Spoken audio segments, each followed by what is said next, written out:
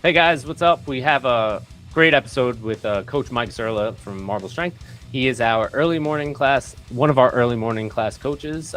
Does the 6 and 7 a.m. Mondays and Fridays, and the 5 and 6 on Wednesdays. He's been here a little under 2 years at this point, but he does a great job. Works with our crew, very hands-on coach, and we just wanted to give you a little insight into what it's like with Coach Mike Zurla. So we're excited to have you listen to this episode. Let's check it out.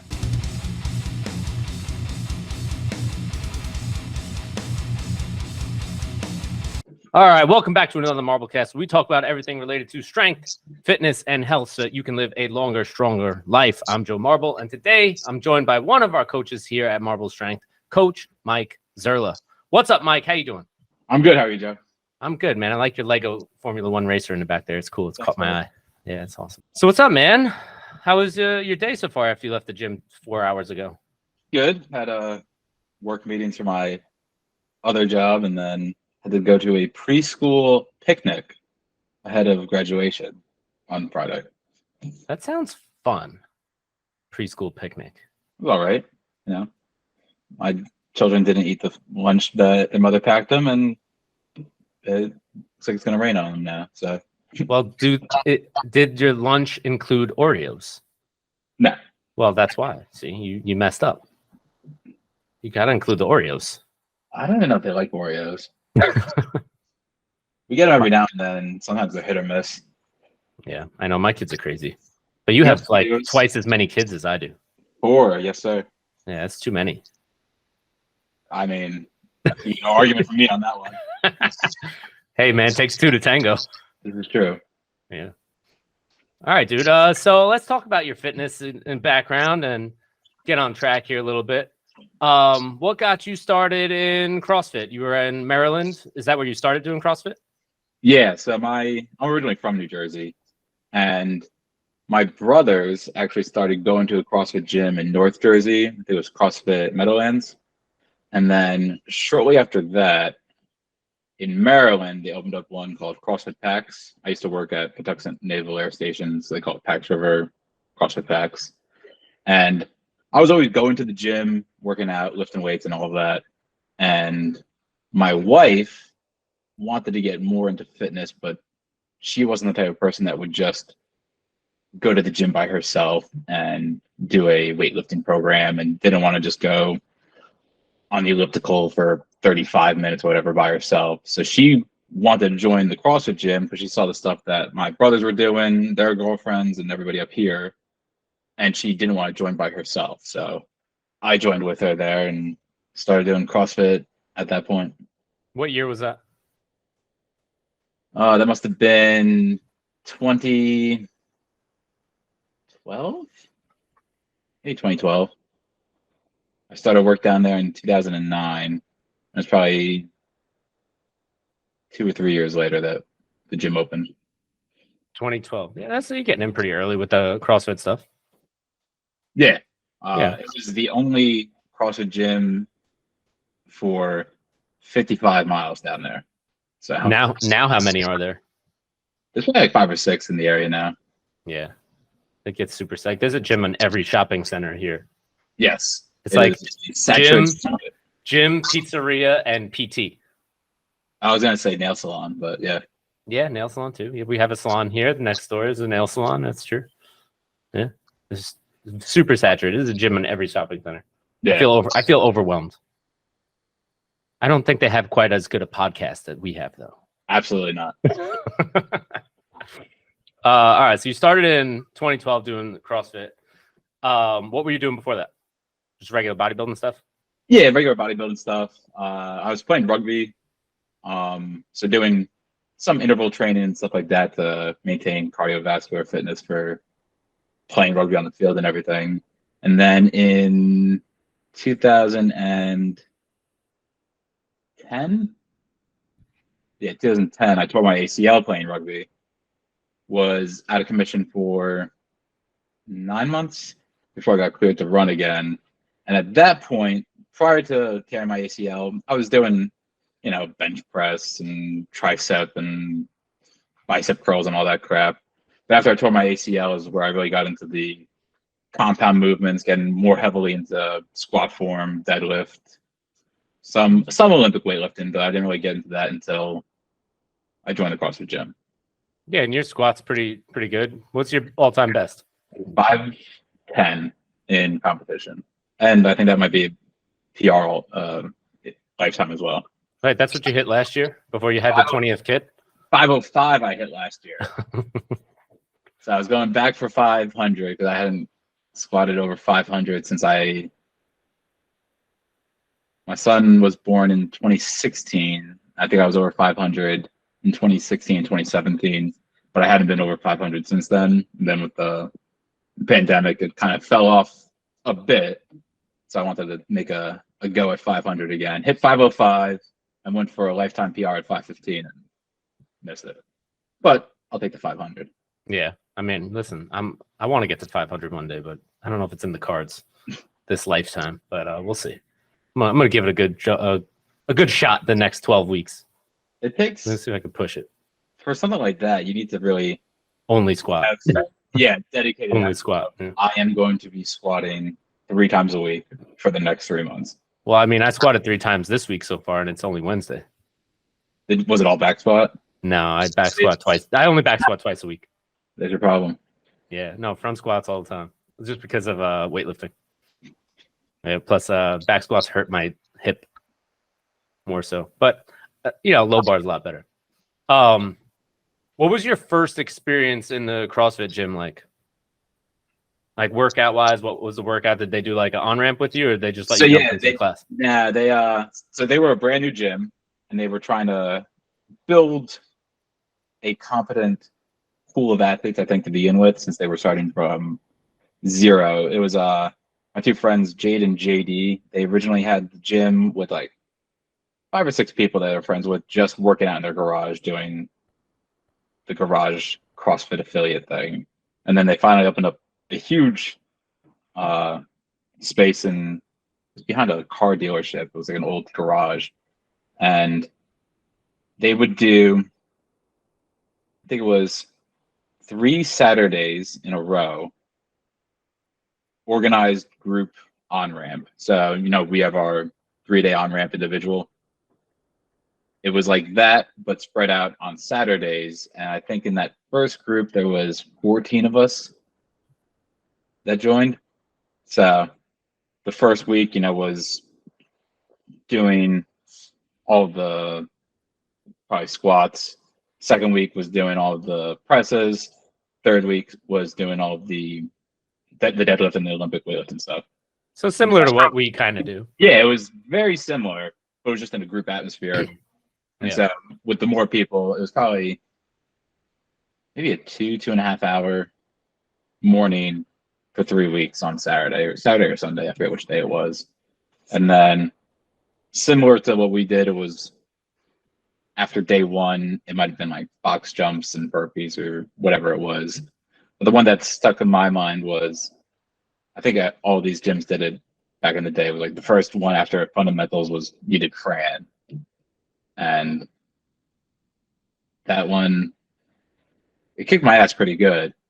And I can still remember, like, I felt like I went through a wrestling match again with the way my throat and everything felt, because I used to wrestle in high school. And after tough matches where you went a full 3 rounds in conditioning and practice, I would get like this taste in your throat, like really burning.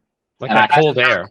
Yeah, I hadn't felt that in 10 years or whatever it was. Yeah, probably 10 years after high school when I was at the CrossFit gym. And I felt it that day, and I was like, oh, I missed this. I forgot how much I enjoyed, how much it hurt.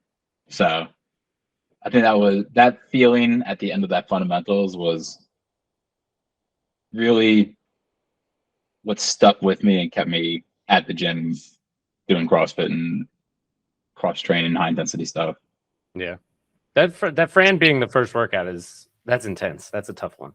Yeah, like, I think that's like everybody's first experience of CrossFit is going to be Fran back like 10 years ago. Yeah, and now I think it's a completely different thing. Like I don't think anybody's doing Fran on day 1, because if they are, that's stupid. Yeah, and I did 95-pound thrusters. So you did RX Fran Yeah, without knowing how to kip and stuff. So you did like strict Fran, I I'm mean, assuming. Or like ugly Fran. I could do regular pull-ups when I like first joined, and if you can do strict pull-ups and you get tired and somebody's yelling at you, you'll learn how to kip pretty quick. Yeah. Right? So it was like, oh, shit, I got to do 21 of these things, and after 10, you learn to kind of get some momentum going up there. I remember first trying to learn how to kip and do pull-ups, and this was in a regular gym. This is back in like 2009, 2010. I didn't understand the movement at all. So like we're going through it, me and my buddies, we're just like, one guy gets it and he's cycling through them, no problem. Butterfly kick. Like this was when like chest to bar butterflies were like, holy shit, you could do it as a chest to bar with a butterfly? No way. So because everybody else was just doing like 1, 2, 3, like, and he's cycling them out like that. So I felt like such an idiot. I'm like, I don't understand how to do this. I don't understand how to do double unders. This sport is like ridiculous. It's pissing me off. Like I would break my phone every other weekend because I couldn't understand things. And these guys were beating me in the workouts. I'm like, you have no business beating me in this workout that I don't know how to do. How dare you? So like, yeah, I would get very frustrated as I tend to do. And just going through learning how to do the movement without somebody really spending time like we spend time with people on how to do things. Mm-hmm. Your friends are making fun of you because you don't know what the hell you're doing, and you're just like in a regular gym and the manager's coming over. It's like, what are you guys doing? Yeah, CrossFit, bro. Like we're doing CrossFit, and like I don't know. Then we got kicked out of there. I remember one of the. It was probably in the first 6, maybe even 3 months that we were at the gym. So one guy, John, who was in all my class with me, he was the guy that had been doing CrossFit for a bit, but I was much stronger than him. So I would beat him on a lot of workouts. And then, but I didn't know how to do any double unders. Yeah. And there was a workout where, now look at you. Yeah. There was a workout that was like, it might have been like an AMRAP with sumo deadlift high pulls or something, or kettlebell swings, and 50 double unders each round. And he beat me by 450 reps because he could do double unders. And I was just like whipping myself, getting 1 or 2 at a time. And I remember after that, I went and bought a jump rope because I didn't own a jump rope at the time. I was just like borrowing from the gym. I bought this Gold's Gym jump rope that was the size of your thumb. And I went in my garage for, it must have been over like Christmas break. I went in my garage over Christmas break for like 4 days, 90 minutes a day of trying beating yourself up with a fucking rope. Yeah. And I would like, I was like a little kid, man. I would like run inside and grab a list, and I was like, come on out. I got 3. I was like, watch this. And then I would fuck up. Yep. And she's like, cool, I'm going back inside. But after learning with the thicker rope, you really get the feel of where it is. And then once I figured that out, and I was able to do like 50 at a time with the thick rope, then I started going with the smaller cables and everything. And now I can just do double unders. But it took, I'll say, 4 or 5 days in a row of at least 90 minutes in my garage trying to do double unders. Yeah. And that was just like pulling up YouTube on the side, watching a video, going over trying something, watching a video, going over trying something, with having no idea what the fuck I was actually doing. Yeah. So listen, it took me about a year to figure out double unders, and they had like YouTube was really in its infancy at that point.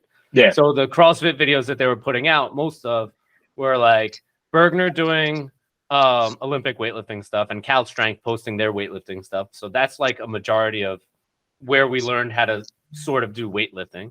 Mm-hmm. And then Buddy Lee was like the jump rope guy for CrossFit back then. I don't know if you know who he is, but I'll send you a video on him. He's like this boxer, I think, or a wrestler or something like that. And he had his jump ropes, and he partnered with CrossFit at the time to promote how to do double unders. He would do workshops at other CrossFit gyms. So we all bought his rope. I must have went through about 5 tables trying to figure out how to do double unders because I would constantly do them outside on the pavement, and the rope would rip up and break. And I broke probably 3 phones with that workout, the open workout from 2012 or 2011, which was ground to overhead and double unders, 15 and 30. That 10-minute work. I got 2 rounds the first year, and I was so fucking mad that I smashed my phone on the floor. I was so mad because everybody beat me in that work because I didn't know how to jump rope. I was so mad. Yeah. So I did the same thing that you did. I would just spend time every day doing jump rope, getting mad at myself. Yeah, it was like, I remember John beat me, took me to the woodshed on that one, and I was just like, never again. Yeah, this is bullshit. You will never beat me again. I mean, he did it here and there, but he never. The double unders, I wasn't going to allow be my Achilles heel instead of push-ups. Yeah, I was probably the worst one out of my little core group that when we were coming up because I was fast, I was small, I maybe weighed about 160 pounds, but I had no fucking strength. Like these guys were outlifting me like nonstop, and all the workouts were like, yeah, let's do a 315-pound deadlift. Yo, that's my max. Leave me alone. So like they would smoke me on everything. But if it was like a lightweight workout, I could hang. But these guys were like movers, and one guy in particular, he's like a games athlete or was. So when you said mover, not like moving company. No, like mover of weights. Like they were just big dudes. I gotcha. Yeah. But yeah, that's where I got started with CrossFit, was just in the gym. And then we went to my garage, and then everybody moved. And then I was like, fuck this, I'm weightlifting because I don't want to be weak anymore. No longer will I be the weak one. Yeah, I remember I was up visiting my brothers one time and went to the gym with them. And I have 3 brothers. I have 1 older and 2 younger. So the number 3 of us, we were at the gym and he was doing bar muscle ups. And I was like, how the fuck are you doing that? Because I know you, and I know you're not in better shape than me. And there's no way in hell I can do that. And I hadn't started doing CrossFit at all. And the next week or 2, I was down in Maryland and I was working on base. We have like the drill hall where the gym is and everything. And they have like the outdoor section with like if you see like military training movies and shit like that. They have like the rope and the pull-up bars and the dips, the wooden ones with the metal post going across.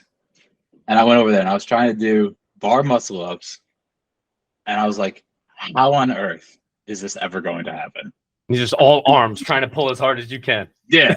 And I was like, I did the same thing. Yeah. I mean, there's people out there that do strict bar muscle ups. Yeah. But they don't just think they want to go and be able to. And I did, and I could not. Yeah. Once you understand like how everything's kind of connected, it changes the way you move on everything. Oh yeah. That's like super important. So like a lot, like when you're first starting, you don't understand what the hell the movement is. You're just gonna do what feels natural to you, and what feels natural to you is completely wrong. Yeah, I remember one of the coaches at the gym down in Maryland. She was a gymnastics instructor. So her classes, I can't tell you how many hollow holds we did. And I was like, this is retarded. and then I started getting better, and I realized, oh shit, everything we do is basically around this position that we've been training the entire time. So I was like, maybe Jen wasn't retarded. Sorry, Jen. Yeah. Yeah, it takes a little bit to understand all this stuff. Like, I mean, once it clicks, it's sort of like you start to like snowball into everything else.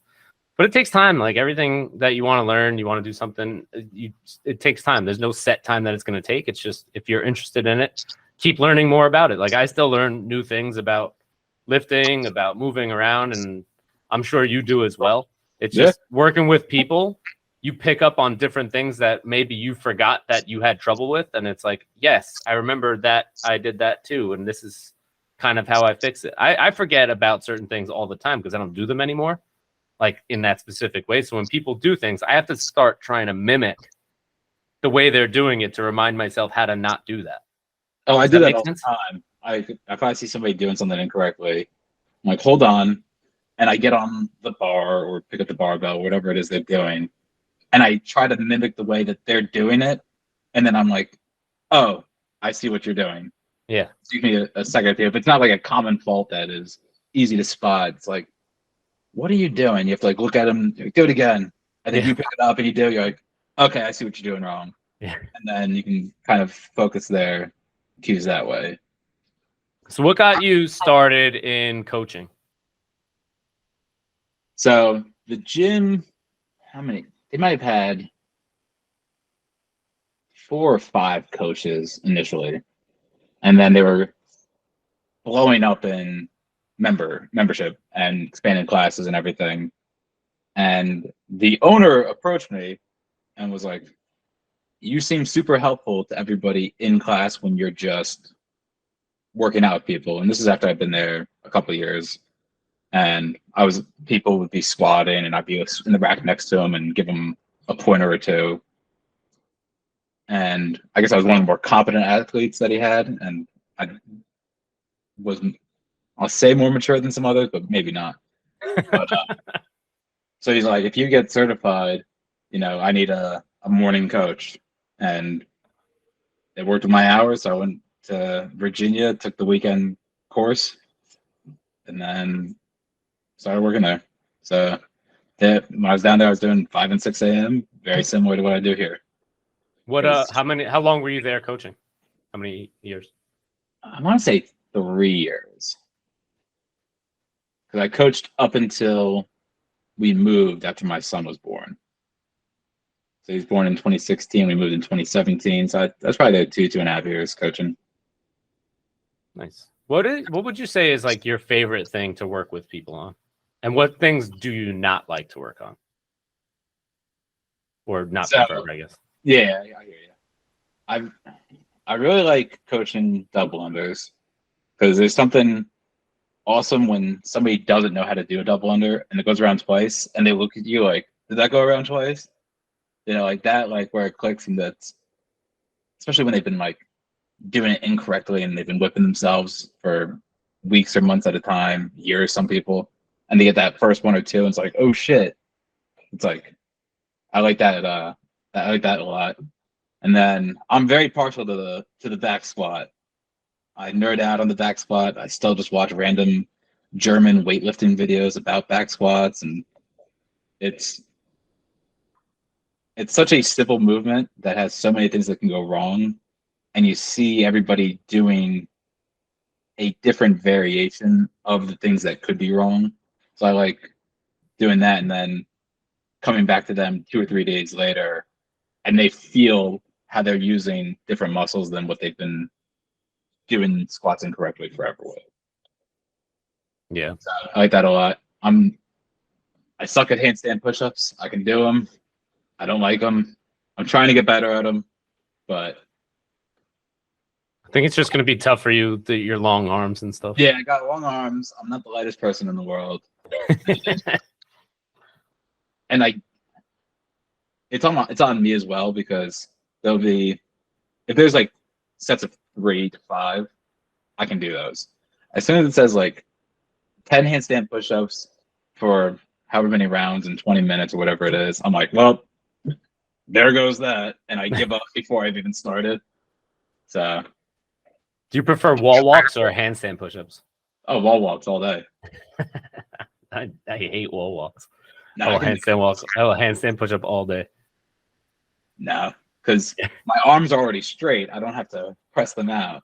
Yeah, it's so like bad on the shoulders. Like it gets me. That one's tough. Like they had that open workout. Was it 2018, 2019 maybe? Or was it 2020? I don't know. One of them. It was when they put wall walks into the workout with the double unders. I did not do the open that year. That was in my hiatus from CrossFit. Dude, that was tough because it went like 3, 6, 9 or whatever it did, and your arms just stopped working after the first round. It was I started laughing middle of the workout because I was like, that's it. I can't do it anymore. There's no reason I should be done, but I am. Yeah. It was funny when that workout got announced. I just started laughing because I was like, I'm the only one that can do this and I'll be fine. I don't care.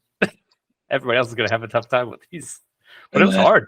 It was hard, that workout. It was box jumps, I think. Box jumps, double unders, ascending reps on double unders, and ascending reps on wall walks. Was the standard for that a box you had to walk into? You had to, I think it's similar to what it is now. So like 8 inches or something away from the wall, and you just had to get both hands on the line and both hands on the line for the start. All right. Yeah. But it was a fun one. We had this big dude here who was like, I'm Mr. CrossFit. I'm going to crush the open. And that was the first workout. I just started laughing and I said, you have terrible mobility overhead. You're not doing anything this year. And he did not. That's funny. Yeah. He was a big dude. Super juiced up, but whatever. So you started coaching for 3 years, moved out here, and then you found us. What made you walk in the door? I didn't find you guys for a bit because I moved in 2017. Yeah. And when we first moved up, I was in Belmar. So I'm in Belmar with my wife, my not quite 1-year-old son, 2 dogs, and my in-laws' beach bungalow. And we were in the process of selling our house, hadn't found a place of our own yet. I was still finding my way at my new job. It was the same job. I just transferred up here. And I was randomly I dropped into the CrossFit gym in Belmar. Speakeasy? No, it wasn't Belmar. I went to it was CrossFit by the Sea. Okay. And I went there for a class or two. And then they have a big facility, right? It was from the front. I didn't think it was going to be, but it's super deep and long. Yeah. But yeah, I went to a Saturday morning class there, and it was it was crowded beyond anything I wanted to deal with. And I'll be honest, financially, I was I have better things to spend my money on right now than CrossFit at this point in my life. My wife had stopped working, so she could stay home with the kids. Moving, buying a house, saving. So CrossFit wasn't in the cards at that point. So I was still doing CrossFit-esque workouts on my own at the gym on base. So I did that for, I was 2017, maybe 2.5 years, because I was still refereeing rugby. So I had to maintain physical fitness. I like working out. It was just what I did. So I did that for a few years on base, and then the pandemic hit, so everybody was staying home. I bought a squat rack with 425 pounds of weights, and I was squatting in my driveway, doing press in my driveway.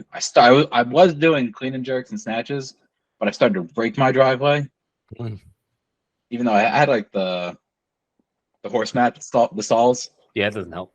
No, it does not. So after a couple weeks of that, I went to go do something, and I felt the driveway was sinking. I was like, shit.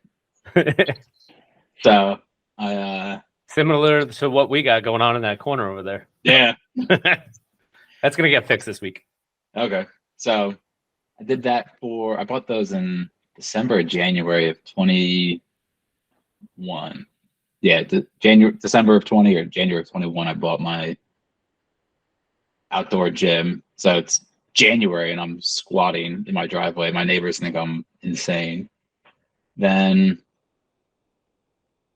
at some point, I was waiting to go back to the gym on base so I could start doing other movements, get cardio, get a hop on the rower. I don't like running that much, so I'd like to do other things as well. And it just didn't seem like it was ever going to happen, that we were going to be allowed on base full time. And I was like, fuck this. I was feeling like I was losing my athleticism. And I wanted to get back into getting some explosiveness for rugby training and everything. So then I was like, I can do the running on my own for rugby, but the explosiveness I was missing because I wasn't doing clean and jerks in my driveway anymore. So then I was looking up, I think I went to USAW and found the local barbell club, and it was marble weightlifting. And I didn't realize marble weightlifting was inside CrossFit Dark Athletics until I showed up that day. So I showed up, told you my goals. You said, let's do it. Started lifting there, I think, in August. Yeah, something like that. It was August of 21. Yeah. August of 21 started lifting. I think I did the meet. August 23rd, 21. Yep. Oh, you got the profile up. So then was it that meet in October? October. Yeah. Yeah, October I did the Monmouth freehold, whatever. Monmouth Championships in October at Motives. Yeah. You snatched what, 116? 255, something like that? Yes. That weight, I remember that weight, 255. This commie weight you guys use in weightlifting. Yeah.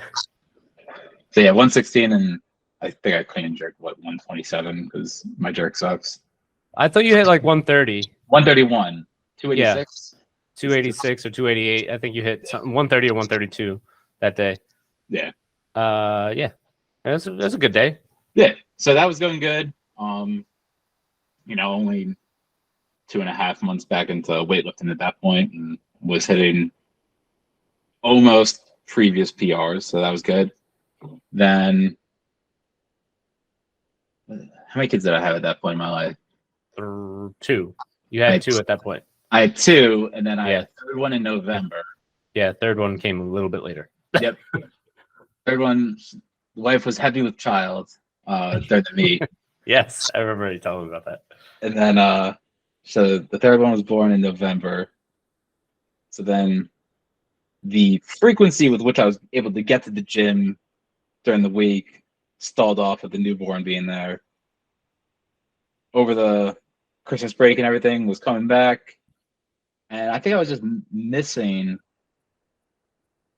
a little bit of the variety. The fitness stuff. Yeah. And then at that point, you started doing the jump rope challenges for the CrossFit side of the gym. And I was like, oh, fuck this.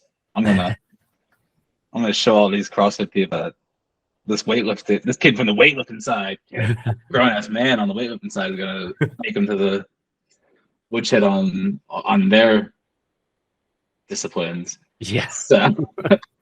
So I did that, and I was like, okay. Then I started cherry picking a couple CrossFit workouts here and there, and I guess was the Arnold in March. The Arnold is March, yeah. So you guys were all going to the Arnold in March, and you were lamenting to me about having no coaches to cover the Friday that you were going to be gone. Yeah. And with my regular job, I'm off every other Friday, which is awesome. So I told you, I was like, well, I used to coach in Maryland. If you need somebody to run a couple classes, I can run classes rather than you closing the gym. So I think I covered like maybe 2 classes that day or something just to fill in here and there. I don't even remember that. Oh, yeah? Yeah, I don't even remember that. That was I only remember you responding to the post that I put up on Instagram. I guess a little while after. So yeah, the only reason I felt okay responding to that post is because I covered, I think, 2 classes for you while you guys were all in the Arnold. Wow, I don't even remember that. I don't remember that Arnold all that well either, though. We had too many people at it, and I was like, I don't know. Let's go. The entire gym went from the weightlifting club. Yeah, it was the entire weightlifting club.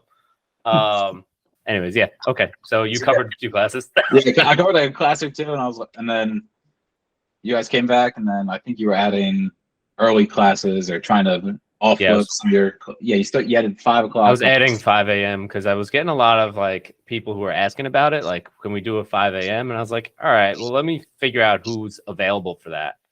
And I mean, this was at like a very, I want to say, transitional stage for us because I was like, when you first walked in the door, I had 0 processes on how to handle people that walk through the door. I was like, yeah, cool, come and work out, it'll be fun. This is essentially kind of how that went, and that's kind of how my attitude was. It's very amateur, very immature. You said, here's my gym, what do you think? Yeah, I mean, like, I had no process at that point. So like right around the Arnold, I was slowly taking more classes on certain things, talking to a lot more gym owners on what they did that was better than what I was doing. And I started to transition a little bit. And it was actually getting me very frustrated because I couldn't figure out, similar to like double unders and pull-ups and stuff like that, figuring things out, I would constantly try to do something that I wasn't capable of doing at that point and fail miserably. And I was getting very frustrated. And especially when we came back from the Arnold, I was like really trying to figure out how to improve all of the things that we were already doing. And I was getting too much information from too many different people. And I was trying to do it all at once. And I still kind of do that. But I mean, it has since evolved in a much bigger way than when you started to what we're doing now. From that point, when I came back from Ohio, I sat down and tried to work things out. Like I was still learning and going through some prep phases on what was going to work, what was not going to work, how I wanted to change things. I think I must have changed my prices 14 times in 30 days because I kept having sit downs with people and things weren't working. So I would change and alter the way I would say it. And then that wouldn't work. And then I had like an offer for like May. And I was like, what the fuck am I doing? I don't know what I'm doing. I don't know how to do anything. I'm stupid. Maybe I don't want to be a gym owner anymore. And like, I was really like getting very frustrated. So when I put that out for a 5 a.m. coach, I think you and Lauren both responded pretty quickly. And what you said was, you have a way with words. I don't remember what you said. You said, feel free to tell me to go pound sand, but I'd like to take a crack at it or something similar to that. I think the pound sand definitely was made. I think I might have said, throw my name in the hat. Yes, that's what you did. And it was just like kind of funny. And in my head, I was like, well, Lauren already sort of stepped up to the plate. So I was like, well, she's got first dibs on it. But I definitely don't want to coach 6 a.m. anymore. So if you want that, it's all yours. And that's kind of how you got your start here. Yep. Yeah. So that was good. I think it's working out really well. I like what you're doing here. I think you do a really great job. I'd like to hand off more stuff to you, but you do have an actual job that pays you money more than what I pay you, for sure. This goes into Mike's fun money account. Yeah. Mike's little fun money. But I think that you helped me evolve the gym a lot as well. So like you helped me by taking stuff off my plate. Like I don't have to be here at 6 a.m. even though I am here at 6 a.m. most of the time anyway. I don't have to be here to coach group. I can actually spend that time working on processes and working on how to tighten things up and what's working better for you guys and how I can help make everything streamlined a little bit more. So I appreciate when I actually have help, and I appreciate when I actually have good help, so that it makes it a lot easier for me as a gym owner to be able to put you guys in the right positions to handle what you need to do. And then if things come up, we can always like workshop it, say what's working here, what's not working. And I think that that's been really working very well for you and everybody else who's been coaching here. Would you agree? Yeah. As a spectator originally, it definitely seems as if the gym is run better now than when I started with the gym. Yeah, I think that first conversation after you came in and started coaching, I think you were here for like a month working, and we sat down and I just wanted to bullshit with you because you had a lot more experience with other gyms and stuff like that. And I never really belonged to another CrossFit gym. Right. I belonged to a weightlifting club that was run very like, I don't know. I don't want to say shitty, but it was just not the same style and it wasn't what I wanted to do. So my experience with running a gym is just like me trying to figure it out on my own. And I very clearly made a ton of mistakes. So we sat down that day and all of the objections and things that you said, I knew. I just wasn't sure how to quite fix them at the moment, but I was always working on it.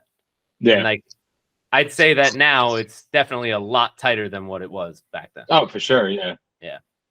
Because weightlifting was like, just here's a bunch of people in a corner doing some lifts. And it was very sketchy. It was, yeah. And I understood that, but I didn't know how to fix it because I was only one person trying to run the entire thing, do everything all at once. So I was like, I agree, it is bad. I don't know how to fix it though. And nobody was giving me any ideas on how to do that. So I just sort of like workshopped it a little by little, got a little bit more help here and there. And now I think it's become a lot more streamlined process. Oh, for sure. Yeah. Yeah. But yeah, we're still tightening things up. I'm still fixing walls, fixing those weight trees. I know. Hate them too. But I'd like the way they look in the gym, I think, more than the stackers, even though everybody else hates them. I don't hate them. I think your vision for them never came to fruition. Because the wheels broke. Yes. Well, I didn't envision the wheels breaking immediately. You're like, it's gonna be so great. You're gonna be like, I'm gonna squat over here. Let me wheel this weight tree over here, and then nobody fucking moves them. Nobody moves them, and then when they do, the wheels break, or they just leave them everywhere. Yeah. And then I yell at you guys to fix them, and nobody fixes them. It's like, nope, sorry, got to go to my real job. Bye. Like, God damn it, fix my weight trees.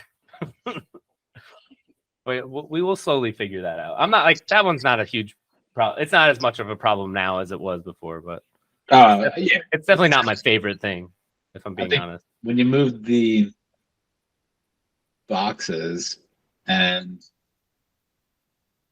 switch the kettlebells onto that shelf and stuff. Yeah, that opened it up a lot, and now we have places to put the weight trees. Yeah, and they're not really in the way. Yeah, just know that I'm constantly thinking about things.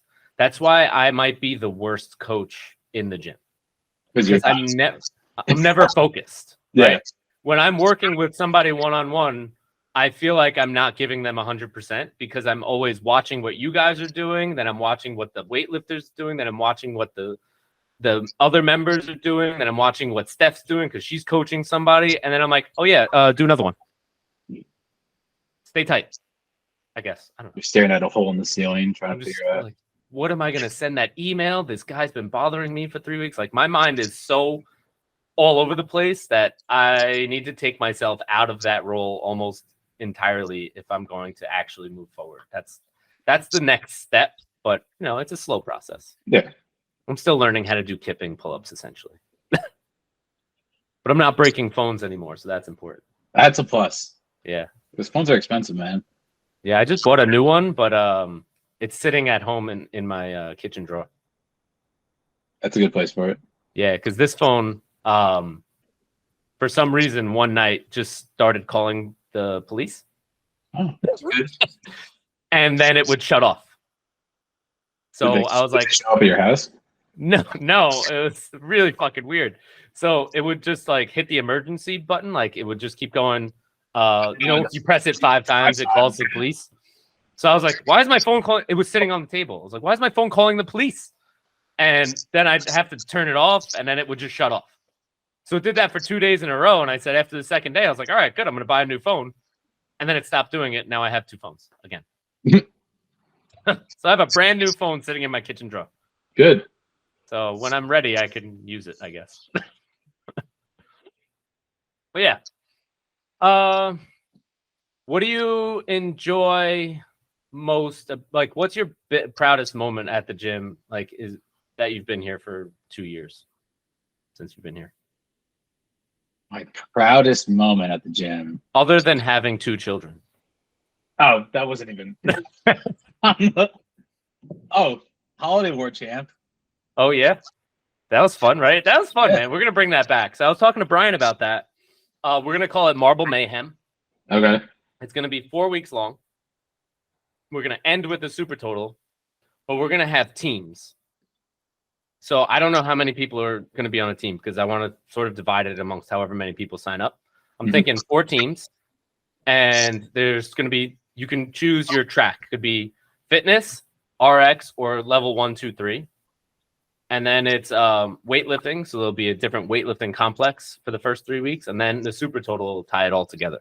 And everybody will have their own sort of score. Everybody that participates, if they don't finish top 3, will earn 1 point for their team.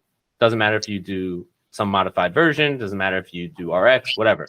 You finish top 3 in like RX, and then the top finishers in like level 1, 2, 3. We can give different points. Yeah. And then weightlifters will just be top 3 people on that one, whatever. And then we'll try to do it where there's like 2 weightlifters and 2 scaled and 2 like regular fitness people on each team. Okay. We'll see what happens. And then we'll just I'll pick the teams, but I do need help running it. And I know Brian and I were talking about how he's gonna help do some video stuff, and I think it'll be a lot of fun. Yeah. Bring it back a little bit. That was the winter. That had to be 21, right? Yeah, Thanksgiving to. So we didn't do it last year. Yeah, this past year. Yeah, we didn't do 22. We did 21. What was the team one? That was the Open. Oh, okay, yeah. Yeah, so we did that in 22. Yeah, we finished the Monmouth Championships. Yeah. And I was, a little burnt out from just weightlifting for that stretch, and that was the longest weightlifting only cycle I'd done. And I was like, well, I'll go show this CrossFit side of the gym how to actually do CrossFit. And I think I made the. I think your term is shake a stick at it. Yeah. Well, I was gonna do more than shake a stick at this motherfucker, right? Because it started, and I told everybody that would listen. I was like, I'm gonna win this fucking thing. And then the first it was close too. I know. The first workout happened, and I was like, I am not in as good a shape as I thought I was in. The first workout was hard. I kind of want to bring that one back. With the what was it? The row, the burpees, the clean and jerks, and the box jump overs. But I want to switch the box jump overs and the clean and jerks. I thought the first one was an assault bike and wall balls. It was assault bike, wall balls, and bar muscle ups. That was, I think, the third workout. Was it? Because I remember that was a great workout for you guys because you had you, Dave, Corey, and Jeff in the same class. Yeah. Trying to finish that workout, and you were all just gunning, and you shot your load way too early. Indeed. Yeah. Because I hadn't been on an assault bike in 3 fucking years. Yeah. I got on, I was like, I'm gonna go ham like I used to. And it did not happen well. Yep, that was a cool class. I really wish, how I'm doing the video stuff now, that I got a video of that particular group because that was so much fun to watch.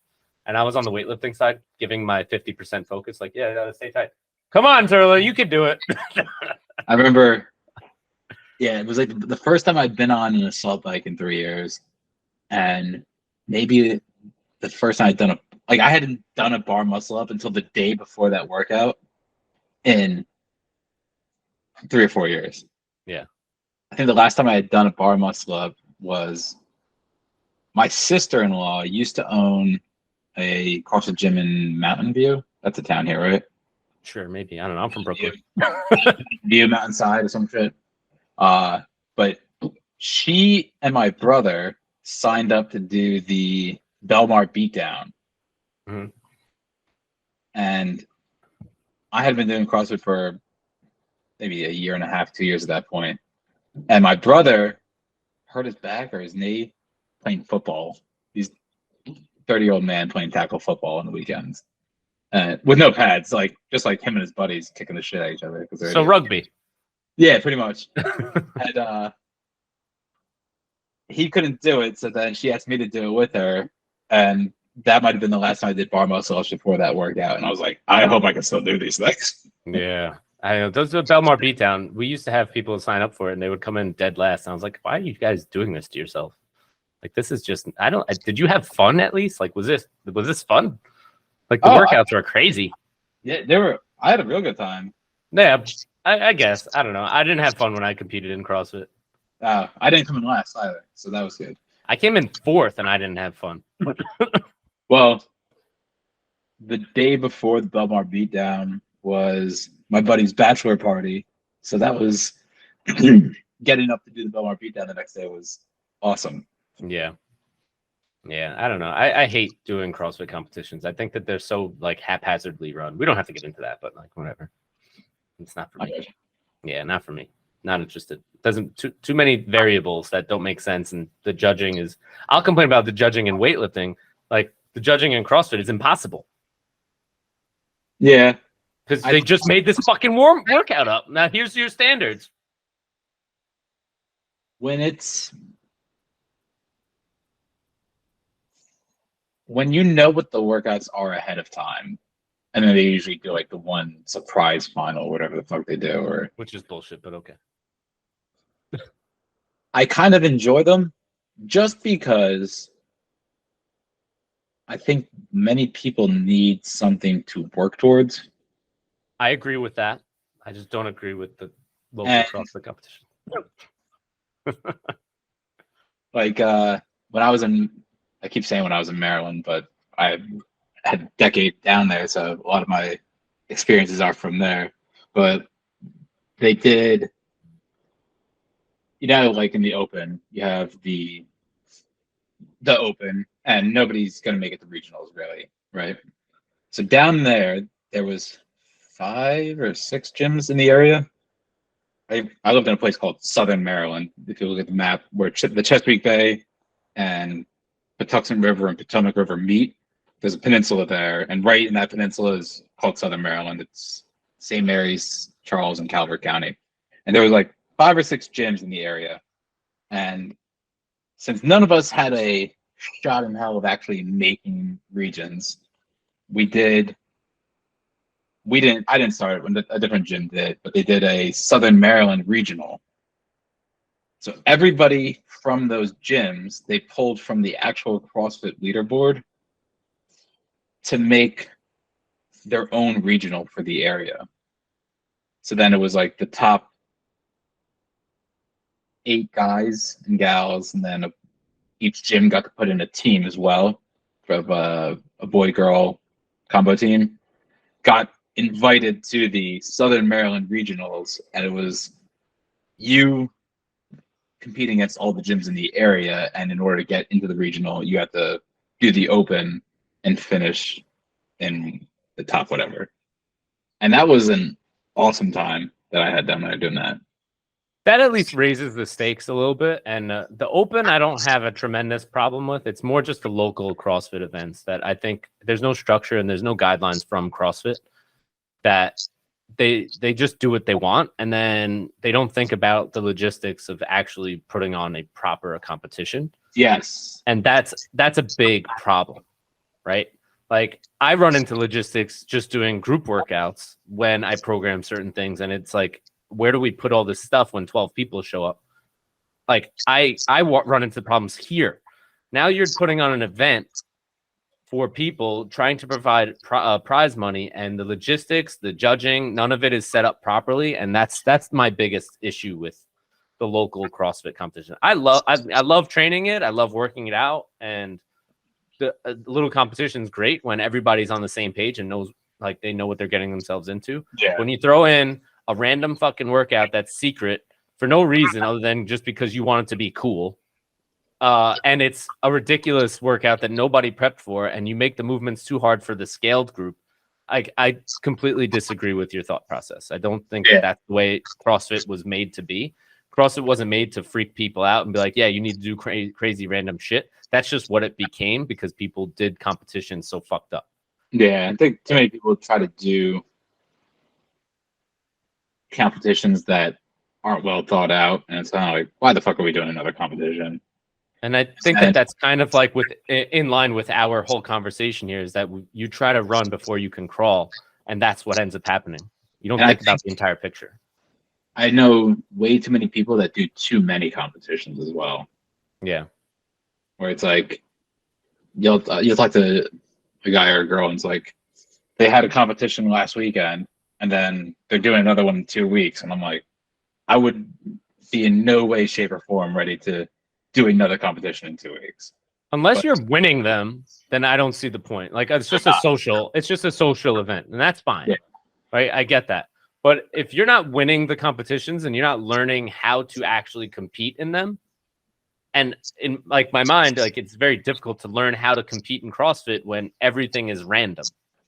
There's no like steady standard of exercises. Every competition is going to be a little bit different, and the standards are going to be a little bit different. Yeah. And when you're training, like, a majority of the movements might be similar. So, you have to train heavy Olympic lifts and heavy squats and presses and deadlifts, and also heavy gymnastics and heavy handstands. And now they're throwing in other random things that you have to be ready for.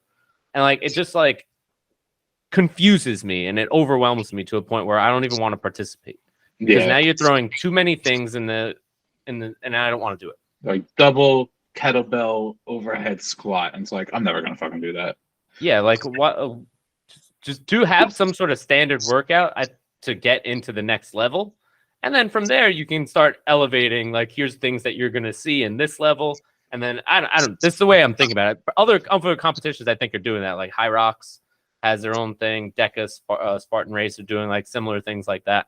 And I think that's just an easier path for people to follow than this is a random CrossFit Open that only 1% of the athletes are going to actually make it to the next level. And if you make it to that next level, you're going to get workouts that you're definitely not capable of, and you're probably going to fail miserably. Plus, our video standards are so haphazard and not thought of at all.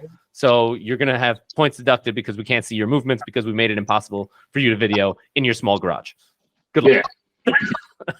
So that's just, there's too many things that they're trying to do that they're not doing well and executing, and that's my biggest problem with it. I hear you. Yeah. That's why we're not a CrossFit anymore. I like structure. I like a proper plan in place, and I don't want to just keep throwing out random workouts for the sake of random workouts. I get it. Yeah. Yeah. If we're going to work on something, let's work on it. If we're not going to work on anything, then why the fuck are we doing this? I always use the analogy of spinning plates. I don't know if they still do that anymore, but when I was growing up, there was always like on TV, the guy like with the poles spinning plates. Yeah. I always describe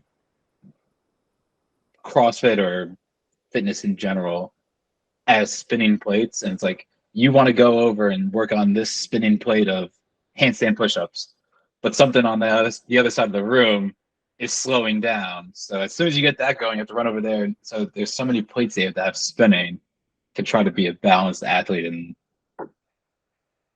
you have to recognize when you've neglected something, or if you are purposefully neglecting something to work on something specifically. Yeah. I think that's how we've been operating for a little while now. And I much prefer the structure of, this is what we're going to do for the next 6 to 8 weeks. We're going to build up for this. I see no need in adding any other weird things in there just for the sake of adding them. So let's continue to work on this process. If you're going to compete in weightlifting, we do have a weightlifting team. If you want to just do general fitness, our general fitness classes or group training is geared for just being fit, and we'll have different options for everybody. So we want everybody to be able to participate. But listen, if you want something that you have very specific, that's where we're at. We want to be able to structure those workouts. Mike does a really good job with that as well. You do a really good job with keeping people in line and keeping people on task. And that's kind of our job here, is just keep people moving towards their goals, not just throwing random things at them for the sake of random. Yeah. Yeah. All right, Mike, I got one last question for you. It seems to throw a lot of people off, but I like asking it because I think it's fun to hear everybody's responses. What is your perfect day? You have all the money you need. You have your children are taken care of. What's your perfect day? What time do you wake up? What are you eating for breakfast? Where do you go first? Do you stay home? Are you on a beach somewhere? Are you with your wife? Are you with your brothers? Are you with your family? Are you home alone? What's your perfect day? My perfect day. This is a tough one. I know, it throws everybody off. Like, there's not enough hours in the day, right? Like, he asked me a perfect day, but how would I get up? It'd be like 9. 9 a.m. All right, waking up at 9. All right, go from there, man. But in order to do the shit I want to do, I'd have to be up earlier. Well, pick one. Like, what's one thing that you'd love to do? Like, if you could live that day almost every day, what would it be? Do you work? Do you not work? Do you go to the gym? Do you not go to the gym? Do you sit on a beach and drink beer? Do you? I know I don't work. I'll tell you that much. I see. My perfect day would involve some version of working. Well, but more like this work, where like I'm talking to somebody on a video. I'm not gonna go to my other job for my perfect day. No, fuck that. That job sucks. It does not suck, but I know what you mean. It's not a job I'd give up my weekend to go do. Yeah. So I probably got damn near close to perfect at least twice. I like going outside, being outdoors, and using my fitness, doing something with my life, not going to the gym to do it, but actually like just hiking and whatnot. So I've done it twice where me and my wife in 2019 maybe hiked Half Dome in Yosemite National Park in California. And then last year, me and my dad hiked Half Dome in Yosemite, California. And that day is pretty fucking awesome doing that. The only downside is you have to be up at like 4 o'clock in the morning to be out of your tent to be on the trail for 5. And then it's a 12-hour day hiking up to the top of Half Dome, coming back down. Then after that, you're exhausted. There's a pizza place in Yosemite National Park, and there's a bar next to it. You get some not great pizza and some good beer, and that would probably be as close to perfect as I've gotten, and some variant of that would probably be an absolutely perfect day for me. Love it, man. Hike. In a few years, I do plan on going back with the kids when they're old enough, and I'm not worried about them dying and falling off the mountain and doing it with them. Definitely not now. It is. I can't even. I'll tell you. Once you get me going on this hike, it's the best goddamn thing I've ever done in my life. Yeah. So, just being active, man. I love it. So definitely using the fitness we build in the gym to go out and live life, because I don't think the gym should be your life. But it's I like well, you've structured your income, your career, everything around that. But I like to use the fitness I built in the gym for my life. So like when I was refereeing rugby and everything like that, using the gym fitness to go do that, being fit to go do stuff with my family, go hiking, go swimming, that sort of thing. So yeah, the gym is for you guys to be able to live outside in a much better way and not have to, and be more independent, so you don't have to ask for help for everything, moving a shelf from one end of the house to the other. So that's what we do here. That's what Mike does here. That's what I do here. And we happen to think we do a pretty damn good job. So awesome, Mike. I appreciate you coming on here. No worries, brother. Awesome. You guys can catch Mike here 6 a.m.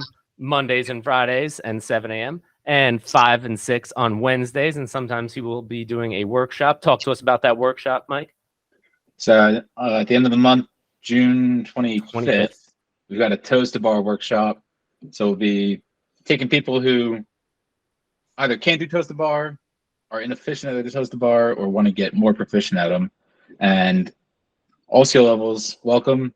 And we'll be going for maybe an hour, hour and a half with tailored coaching for different needs. So I'm going to look at people, see where they are, look at what they need to work on, and give them some plans going forward along with drills, trying to get them to move up that chain of proficiency. So get better at toes to bar Sunday at 9 a.m. June 25th. The link will be in the description below, so you can sign up. We have like 3 spots left. If anybody's interested, make sure you sign up before June 25th, or if you just show up that day, we'll just take care of it then.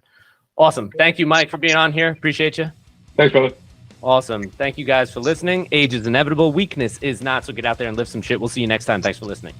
Thank you guys for checking out this episode of the MarbleCast. We hope you enjoyed that episode. Be sure to follow us on all social media, Marble Strength, Marble_weightlifting, or you can follow me, Joe Marble with an underscore at the end. All the links are in the description. If you'd want to get a head start on your toes to bar or get a little bit more proficiency, click the link in the description. We have a toes to bar workshop on Sunday, June 25th here at Marble Strength with Coach Mike Zurla. Hope you enjoyed that episode. Thanks for listening.